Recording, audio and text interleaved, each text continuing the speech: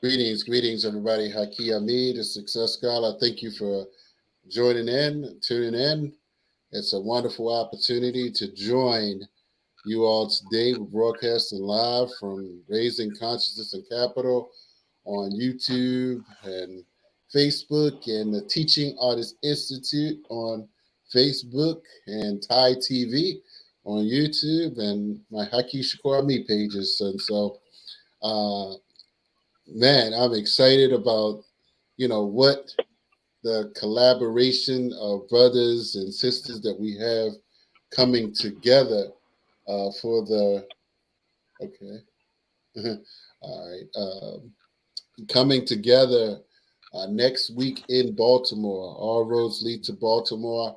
The State of the Black World Conference will happen April the 19th through the 23rd at the Convention Center. We are excited about that. I had my mentor, Dr. George Frazier, on a little earlier talking about Black business and, his role in the conference. But as the president of the Teaching Artists,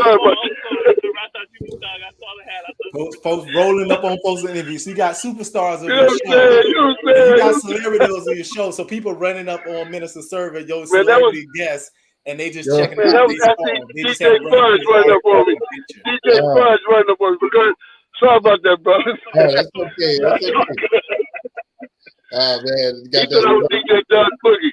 Go ahead, though. You got that celebrity thing in Atlanta going on, like, can't go nowhere. Can't go nowhere without somebody. He can't. Now, but you know what? That's the beauty of Atlanta. That in Atlanta, every nigga's a star. So, and all that celebrity stuff don't even fly down here. We all fam. Right. I feel you. No, I feel you. No, it's a beautiful thing. And so, yeah, so we're excited about, you all's participation. So the Teaching Artist Institute is, collaborating with the Hip Hop Caucus, and, I'll allow for both of the brothers, and, and I think Brittany is trying to get on. Let me get her on here once she changes her browser, but, just share, how this, for instance, and I'm not sure how you are, came to be a part of this, but you can, just open up and share, your background, for instance, your role in hip hop and the industry and the genre of music that we all have grown up on, and just have an open conversation. We're not going to be long, but definitely want to plug both of you and your work, and both of you will be in Baltimore, so we it's always better to be with a friend. Yeah. So just Mr. Serb, you want to start it off? Okay, cool. It's crazy because I was actually involved in the State of the Black World in 2002 here in Atlanta. Wow. That was the first one I was involved with. And it was crazy because that's when I was actually still in ministry school before I even started working with KRS-One. I was the executive director of a hip-hop collective here in Atlanta called Nation Time Syndicate. And, the whole goal of Nation Time Syndicate was to have everybody specialize in what they specialize in, so you wouldn't have to, do everything. We had a collective. And this was back in 1992 when I started working with them. So in 2002, when I was asked to be a part of the State of the Black World, I was definitely honored to be a part of that. That's when Chuck D was the keynote speaker, I think, for the hip-hop panel down here. And Chuck was dropping jewels like only Chuck can drop and whatnot. And, fast forward a year later, when I graduated from ministry school, and KRS-One hired me to be the national organizer with the Temple of Hip Hop and his spiritual advisor. The work was the same work that I was doing with Nation Time Syndicate. KRS, of course, gave me a bigger platform to do the same type of work that I was doing. Since then, I tell people, in 2 months, I'll be celebrating my 20-year anniversary of my graduation and ordination from ministry school. So for the past 20 years, I've been blessed to travel around, the country and the world, teaching hip hop culture beyond entertainment, or the spiritual, cultural, and or political side of hip hop. For people that know KRS-One and the Temple of Hip Hop, back in 1996 when the Temple of Hip Hop first started, the whole goal was to look at hip hop from a different lens, to really expand it. KRS said about 30 years ago, rap is something we do, hip hop is something we live. Mm-hmm. So when he hired me fresh, so when he hired me fresh out of ministry school, as I tell people, I was 39 years old, married with 6 children. So I never was running around playing hip hop with KRS. That was never the mission. It was always the work. It was always being able to show people that you don't have to be this superstar icon, that you could be a regular brother and sister like myself and still activate this culture because it's come from our ancient past. As we all know, we're not doing anything new in hip hop, but we have a renewed way of looking at the elements and things of that nature.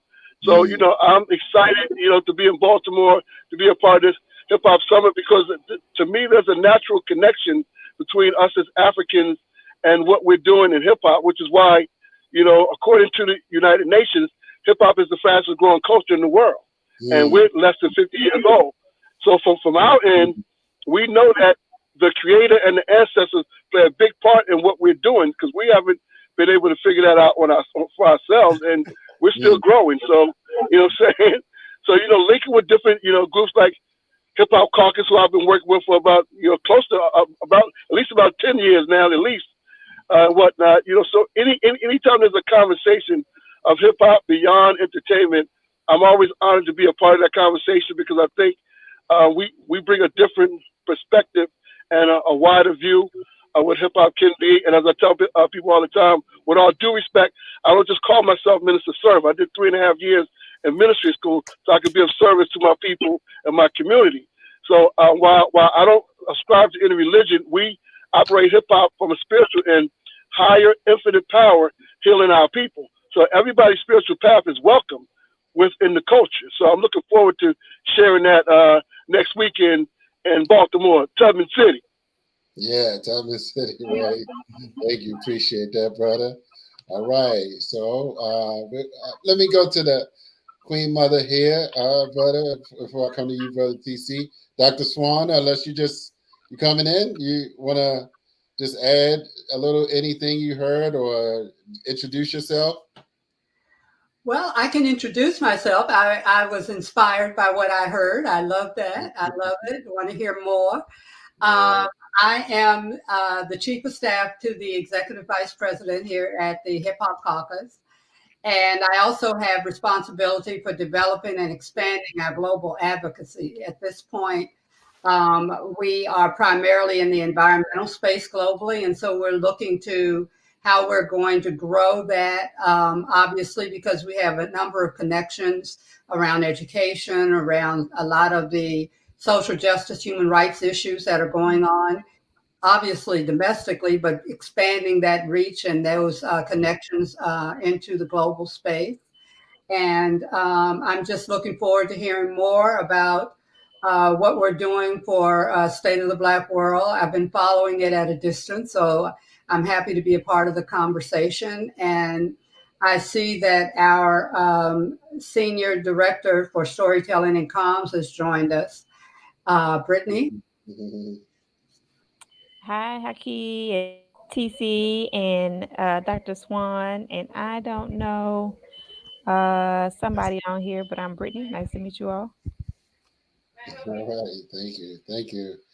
Thank you for joining us, Brittany. We appreciate it. And Peace, Brittany. I am Minister Server. Nice to meet you. Oh, we were on a call together last week, Mr. Server. Yep. How are you? Right. All right. I think you muted, Mr. Server. But yeah, well, let me go to TC, Brother TC, Brother Terrence, TC Muhammad. Thank you for joining us. You in Greensboro? Is that North Carolina? Yes, sir. That's Greensboro, North Carolina, home of the illustrious North Carolina Agriculture and Technical State University. I gotta throw that in always. My team knows I rep Aggie Pride all day. And I say that, and I start off with repping the Aggie Pride because right now it's springtime. and I'm watching all these young students do their HBCU tours. And literally, I just spoke with about 20 young people from New York today, from the Bronx, from Brooklyn and Manhattan. And then I worked with some young people from Long Island and Queens the other day that came on a college tour. So it's very interesting that tonight I'm having this conversation about hip hop and with young people where we know the birthplace of hip hop began. But I think, it's very significant that we're having this conversation because, as Minister Service said, we're not looking at anything new. If you really understand the culture of hip hop and really understand what it is, there's always been a teacher. We know KRS-One, but there's always been a teacher, a guru that always gave the community what they needed. There was always a drum. There was always a beat.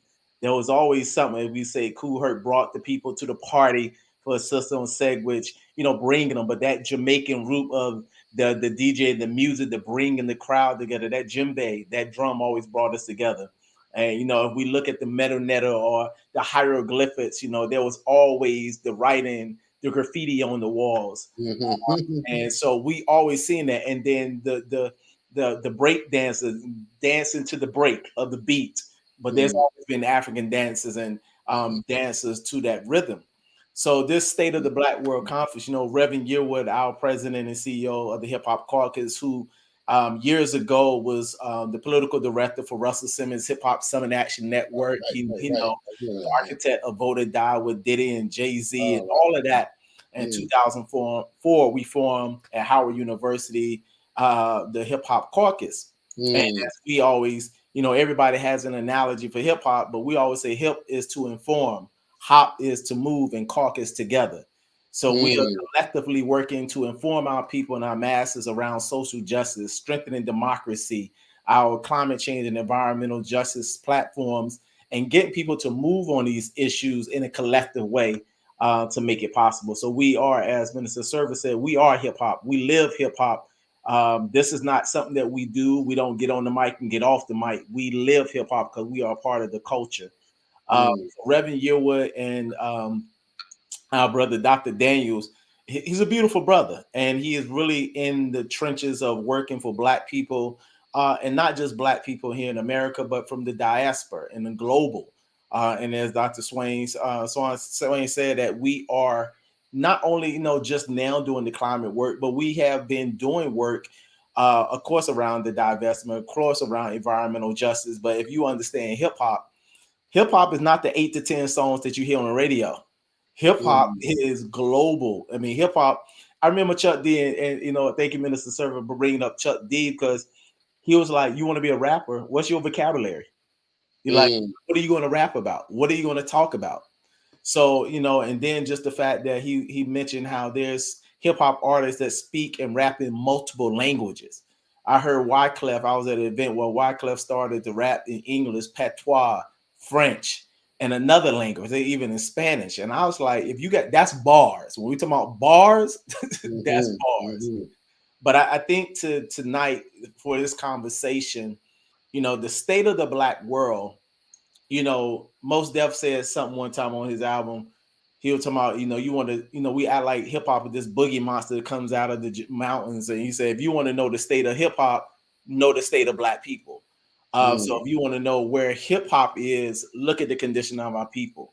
And Minister Server can run the history of hip hop where there was a level of consciousness, and there was a conscience because in that era when hip hop began, what was being taught in New York? What was the lessons? What was the culture that was going on that translated into a Big Daddy Kane, Rakim, or KRS-One, Brand Nubians, Poor Righteous Teachers that gave this consciousness? And anytime that we evolve and create an art, the enemy or someone outside wants to come control it, monetize it, or change it, especially if it's elevating the condition of our people. So this particular summit is not the normal hip hop summit. It's not like, well, why are they rapping this and how do we produce a beat? No, we're really looking at the consciousness that some people, fifth element knowledge. We're really looking at the global impact of hip hop, not just from a monetary standpoint, but the global impact as far as the power that other people know and they're using it that we not necessarily going to reclaim, but there are a lot of artists that people just don't know about that are doing some amazing work with the culture of hip hop, and even teaching our babies using music, using culture to be a method as a methodology of teaching. So I think tonight's conversation is going to be a rich one. I just thank Dr. Daniels for the long-standing relationship that we, the Hip Hop Caucus, has had with him as an institution, and the relationship and the brotherly love of Dr. Daniels and Reverend Yearwood have had over the years in different places at different times, but continuously do the work of liberation for our people. Beautiful, beautiful. Thank you. Let's ask a few questions here. Let's throw out some things. So let's who do you all feel that the early pioneers? What were some of the early pioneers of hip hop? You know, I'm gonna go to you, Minister Server, because you know I started mine. I started my rock kill. You know, I like my Coogee rap, Run DMCs. You know. Well, as we talk about this Hip Hop 50, what I'm really loving about it, it's obviously a double-edged sword, because the corporations are going to do what corporations do, which is try to exploit and get the most out of what they can do, and they don't care about us at all. But one thing that's live about this conversation is that there's a whole era of hip hop before rap music. It's like August 11, 1973 is when we start our history. But the first rap record doesn't come out till 79. Right. So if we want to talk about what was going on in those 6 years, you talk about some of the pioneers. People need to know about the Cold Crush Brothers. People need to know about Tetris 3. People need to know about the Disco 4, Grand Wizard Theodore, and the Fantastic Romantics, and Shyrock and the Funky 4+1, and Double Trouble. There's so many groups that, this is a year that it's beautiful to see those names called, because we don't really talk about it enough, because the entertainment industry, just in the past few years, did they start opening up and break, kind of cut back on the so-called age restriction, because they tried to make people think that at a certain age, you should just give up rap music. As if, you don't have the Rolling Stones 150 years old still running around doing what they do. You know what I'm saying? So we had to kind of grow into that. But there's a lot of pioneers. I know back in Atlantic City, one of the pioneers that I wish people would talk about more is Spoonie G. Yes, sir. LL came and took the whole Spoonie G thing to the next level. But Spoonie G, with love rap, and even the way that we had to pull from other music, because again, there were no rap records. So the first big single, of course, Rapper's Delight, is based off of Good Times. You know what I'm saying? Chic. So, so the whole tradition of going from the past to the future, that's always been a part of hip hop. But there are a number of pioneers. But what also I talk about, every city has their own pioneer stories as well. Right. Because while the Bronx is the one that gets the credit for sparking it, it wasn't an accident that it went from the tri-state, down south, out west, to the world. Because as TC so masterfully said, it's things that we've been doing forever. You know what I'm saying? But some of the pioneers, I'm glad to hear that we're talking about Kool Herc, and we're talking about, like I said, Grand Wizard Theodore, and names you don't hear. Talking about the Rocksteady crew, you know what I'm saying? Talk about how when Kool Herc, the whole origin of even the B-boys and B-girls and the whole graffiti side. What's really interesting about it, most of the artists, even Kool Herc, he was a graffiti artist before he was known as a DJ.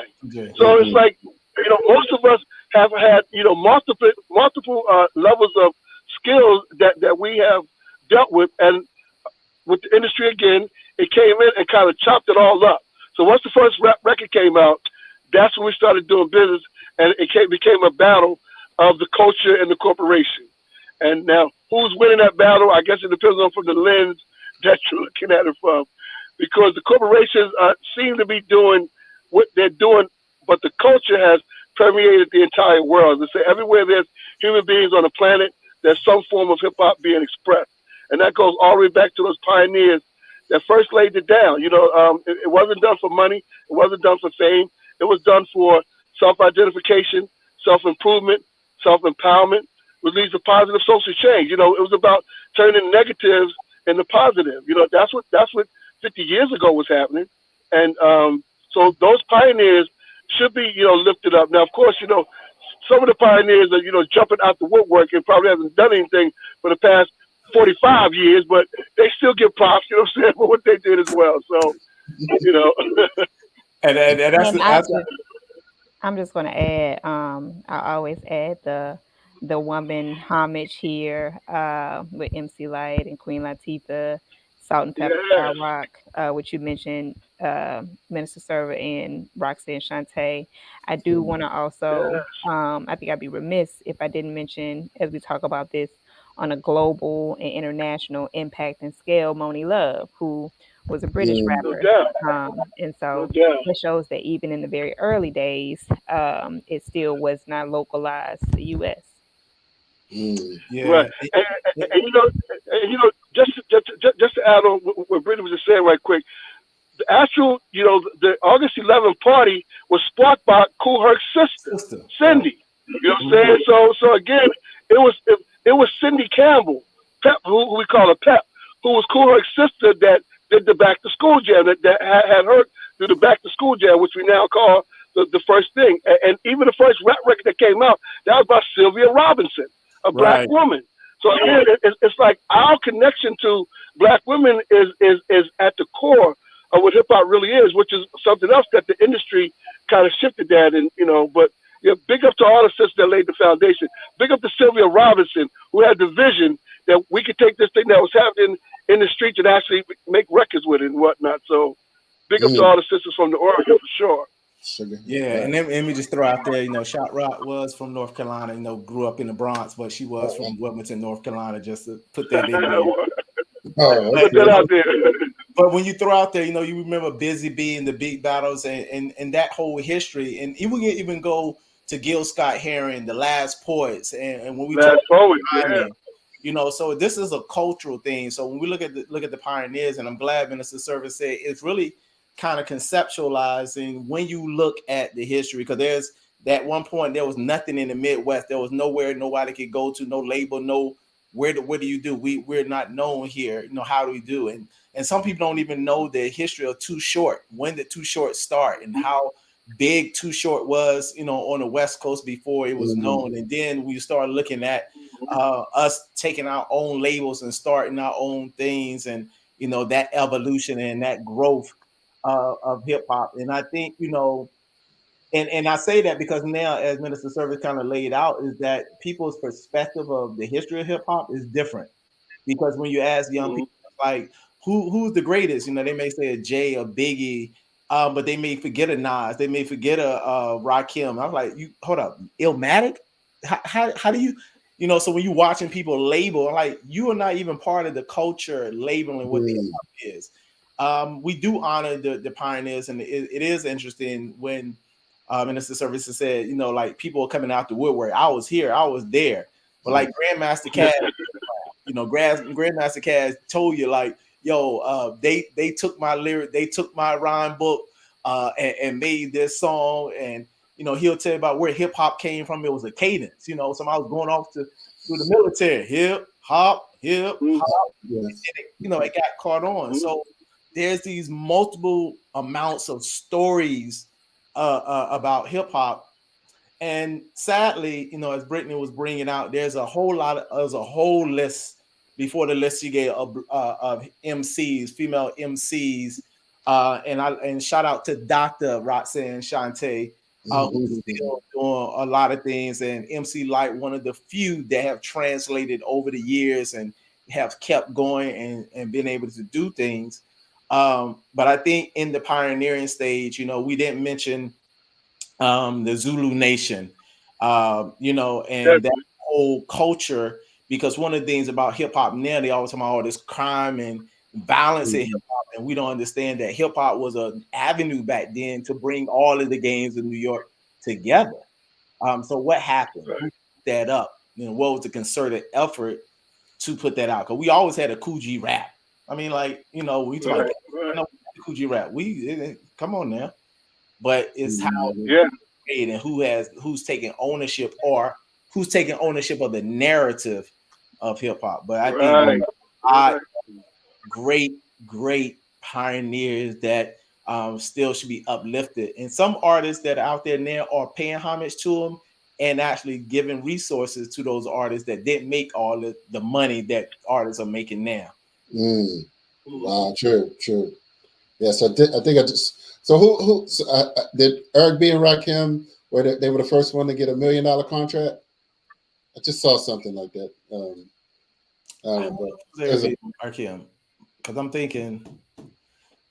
Don't let me stop lying. Don't even. Okay. It's all right. Let me call my best friend and say, yo, bro, you got the records. All right, what would you say? What has been the impact? I mean, I'm throwing out there generally speaking, but how can we measure the impact? You said something about the fifth. It's the fastest. That's interesting. You said it's the fastest growing culture in the world. So how? Yeah. I'll just put that out there. How do we? What's the impact? Hip hop is on every part of the planet. Yeah, there's nowhere you can go in the world and not experience hip hop. There's just nowhere. Why? Right. Because hip hop is in our elementary, middle school, high school, college, movies, commercials, radio, every form of social media. Hip hop is. Hip hop is there.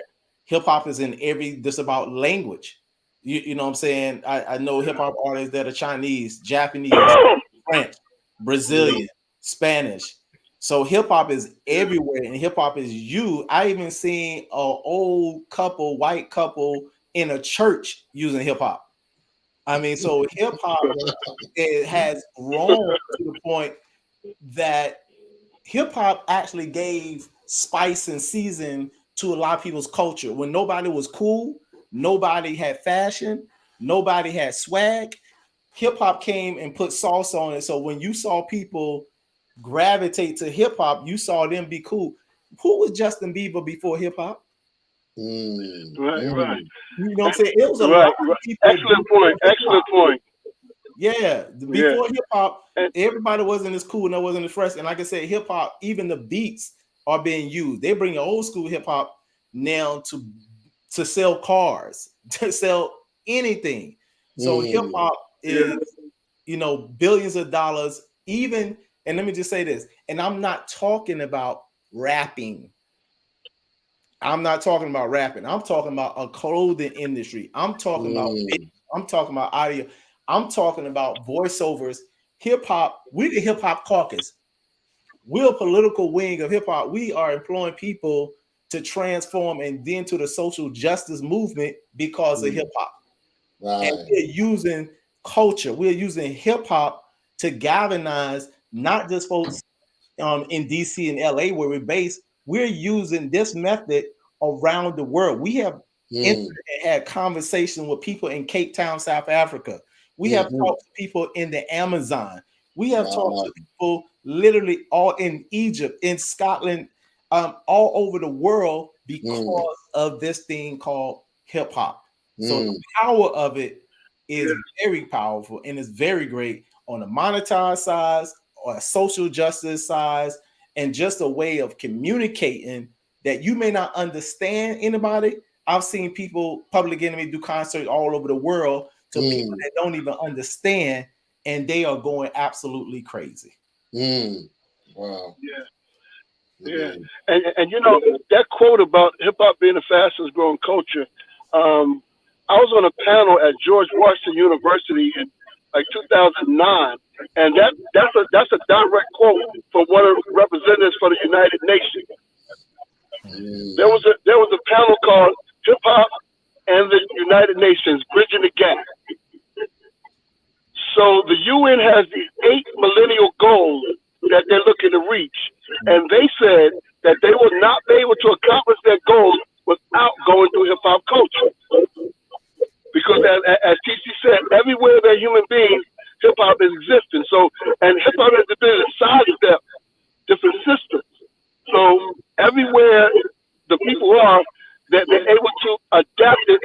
hip hop what it is to them. You know what I'm saying? So they're not trying to just copy what was happening here in the U.S. They taking it and making it their own. Mm-hmm. I think we need to keep in mind the true impact and the movement that hip hop is able to give globally. I know I've traveled a great deal globally, and I can't imagine any place that I've been, from Kyrgyzstan, some of the most remote areas, to we went to Caucus 27 and some of just the streets and avenues and boulevards that we went there. After the sessions, we go and engage with the individuals who actually live there and live the life of whatever is going on in Sharm el Sheikh. And you could walk down the boulevard and hip hop was actively being played and danced to, being sang. I found that even whatever the social justice or democratic movements are, the darkest states movements are in the global space, hip hop is at the center of it. Mm-hmm. As you go to the diaspora, but also in other areas, you can go to Brussels, you can go to Paris, and I don't care where you are. Hip hop is always being on, whether it's in the clubs, on the streets, walking in a restaurant, I don't care where you are, you will hear hip hop. And if you have a movement that's beginning to happen in our community globally, hip hop is at the core, moving things up and out to make it become active and advocates about whatever the social justice of human rights issue of it. Beautiful, beautiful. Yes, okay, all right. So, and I'll just add really quickly that I think, that it is a larger indication of just how Black people in general influence culture. Like prior to hip hop, when it was disco, when it was, 60s and 70s R&B soul, and we came with platforms and bell bottoms, and then people adopted that in the way that we do it. And so we are trend setting. And I think that's just because we are the natural leaders of the world. Right. Thank you. Beautifully said. All right. Yeah. So I guess my final question will be 32 minutes. So where's the hip hop caucus going globally? And how, and some of you sort of spoke on this, and how and where and how can the Hip Hop Caucus act to inform and inspire the international culture of hip hop? If I read that right, you changed this.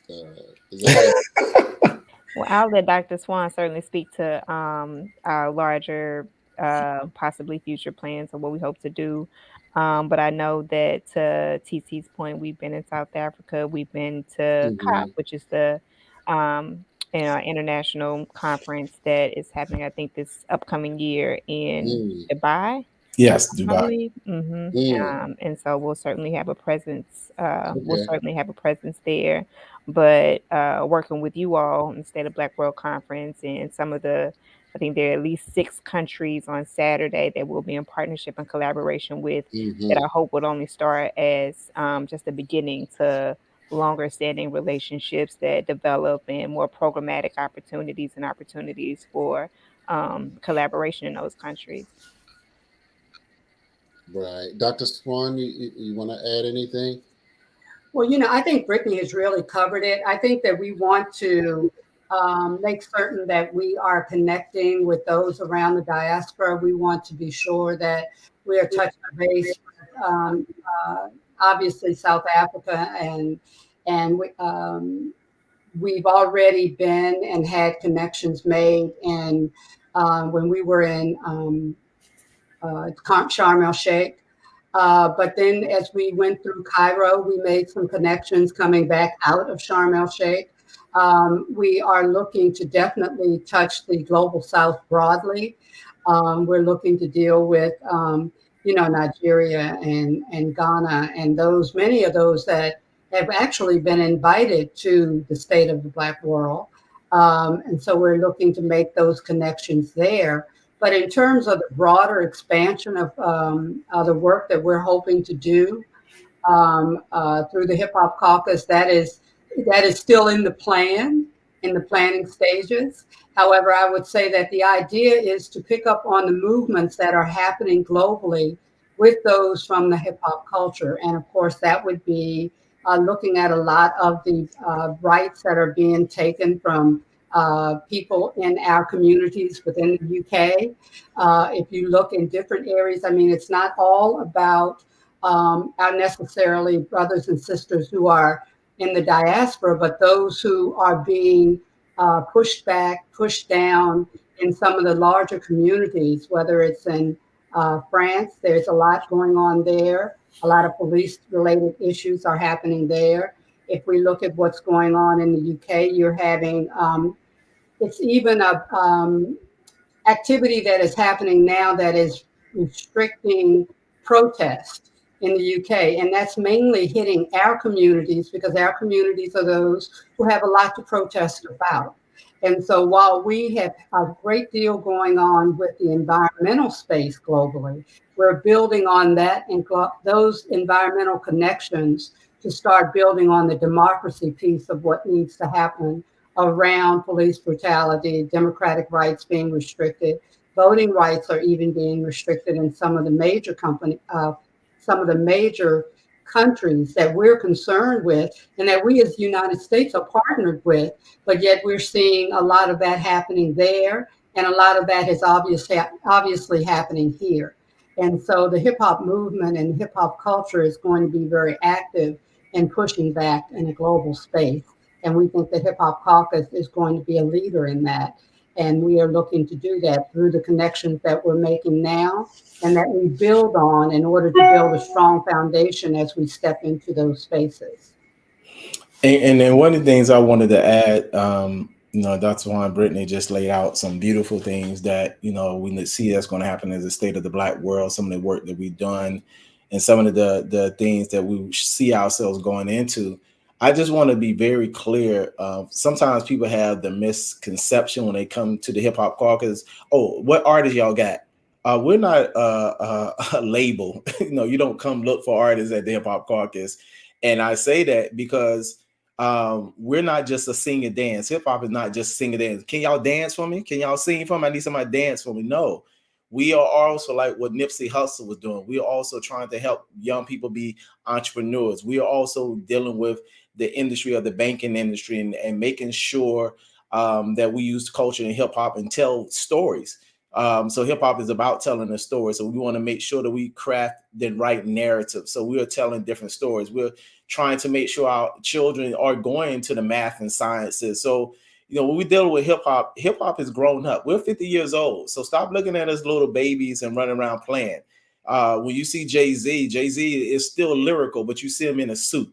So hip hop has branched into a whole lot more things than just a song, but hip hop has branched into building industry, building communities. And I think, one of the things in the industry, as we look at hip hop, the record labels are feeding out. They're trying to hold on, but because for the internet, we touching the whole global world. And, I love hip hop artist Sampa the Great, but, she's a great artist, some of her music.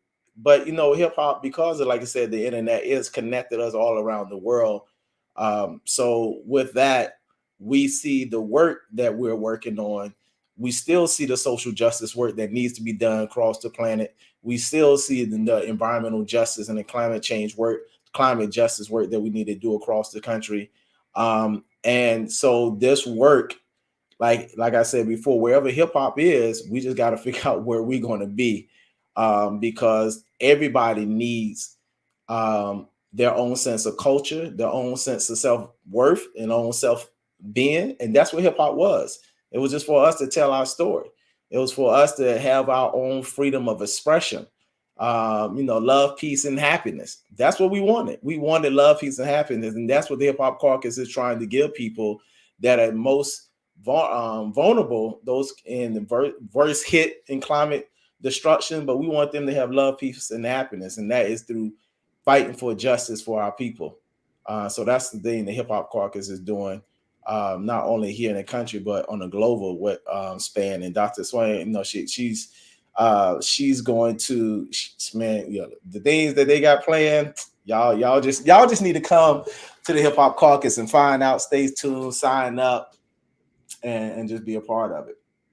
I also think that the Hip Hop Caucus is going to become a stronger voice in terms of ensuring that those who have enjoyed and benefited from being hip hop artists and being involved begin to actually have more of a voice when significant things happen, like the Tyree Nichols beating and others. Yes.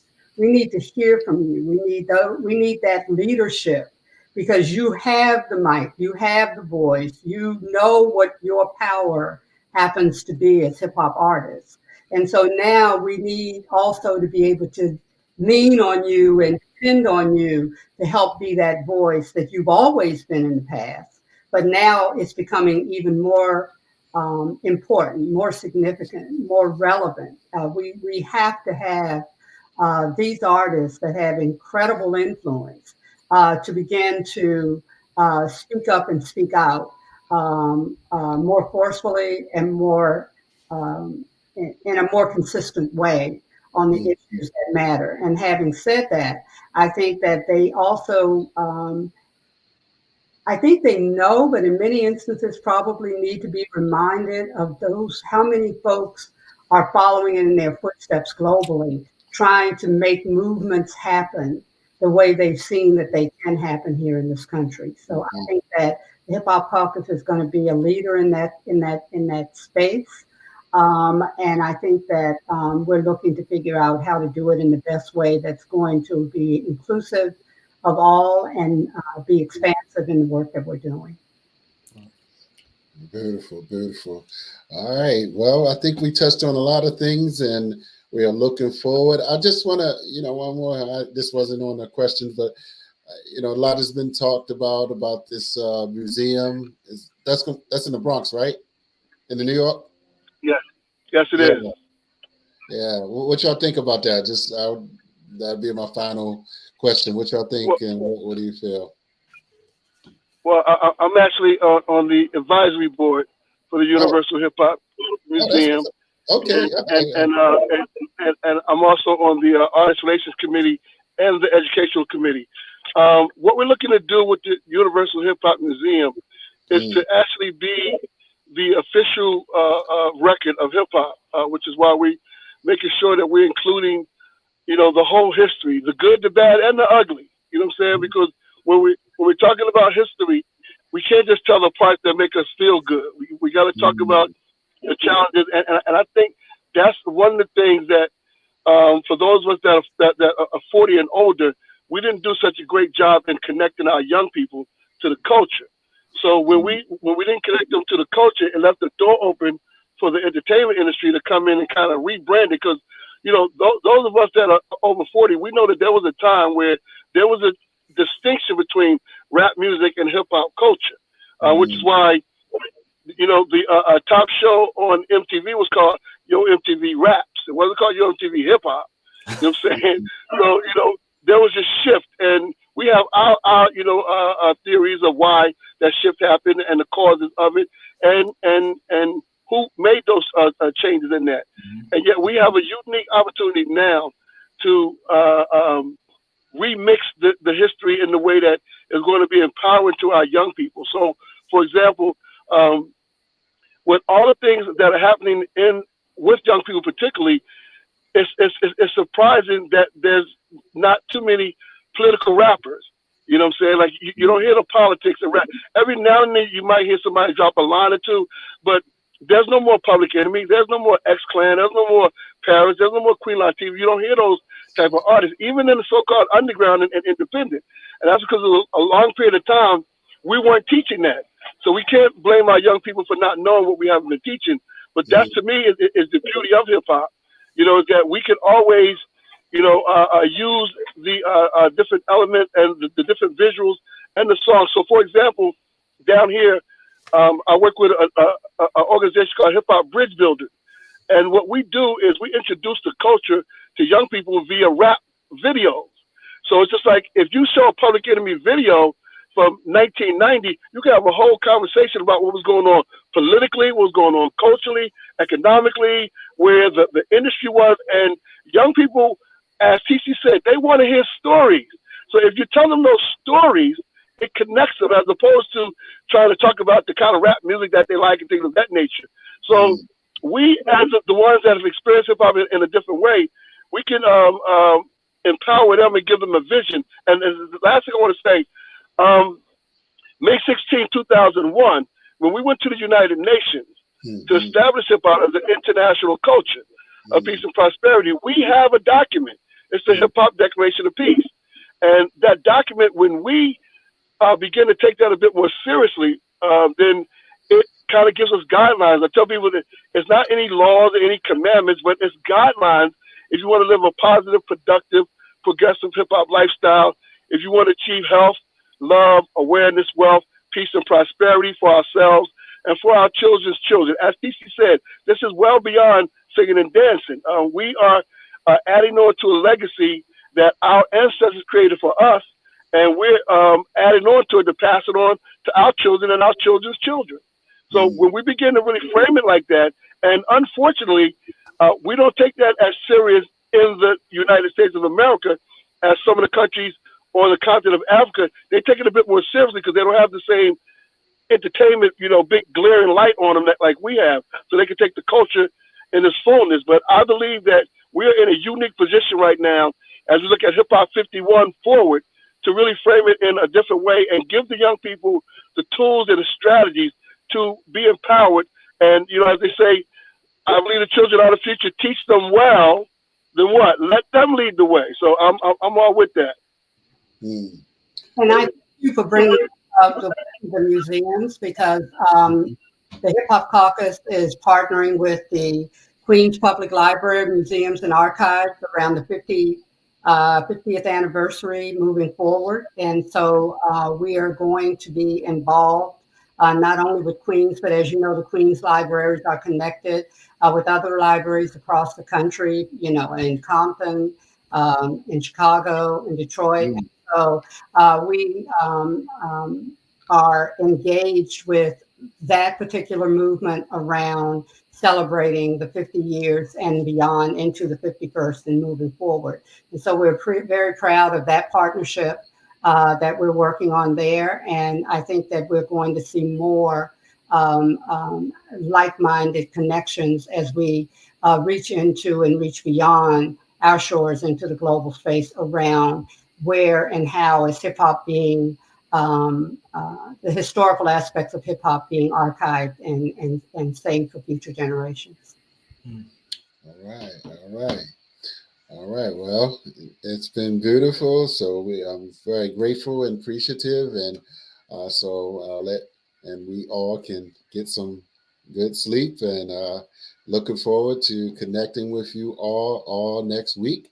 All roads lead to Baltimore next April the 19th through the 23rd. And most of the workshops on the hip hop discussion will be on Saturday, right, Brittany? All right. That's correct. We have three powerful workshops, 3 powerful panel discussion. And so we're looking forward. Hope we have some merch that just came in, so you all can see the t-shirts and the fanny packs. The brother just arrived today, so we're excited about that, and we'll have that for display. So thank you all. Look forward to building next week. So see you next week. Peace and blessings. Thank you all. Thank you all. All right, peace and blessings. Thank you all for having me. All right. Peace. All right, y'all. All right, sir. Peace. Peace.